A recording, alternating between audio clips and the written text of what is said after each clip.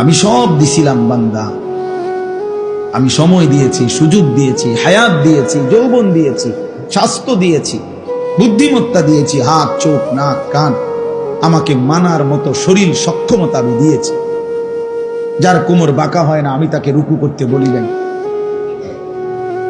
যে কপালে মাটিতে লাগাইতে পারে না আমি তারে সেজদা করতে বলি নাই, যে 6 বছরের বাচ্চা আমি তার উপরে নামাজ ফরজ করি নাই। আমি যখন যা করতে বলেছি ওই পরিমাণ যোগ্যতা সক্ষমতা দিয়েছি বলেই আমি তাকে তা করতে বলেছি। যারে আমি সম্পদ দেই নাই তারে তো আমি যাকাত দিতে বলি নাই, যারে আমি সম্পদ দেই নাই তারে তো আমি হজ করতে বলি নাই, যারে আমি শরীয়ত সম্মত শরীয়ত নির্ধারিত পরিমাণ সম্পদ যার নাই তারে তো আমি কুরবানি করতে বলি নাই। আমি এমন একটা হুকুম করি নাই যে হুকুম যে তার মধ্যে যোগ্যতা নাই, অথচ আমি আল্লাহ তবুও তাকে জোর করে করতে বলেছি।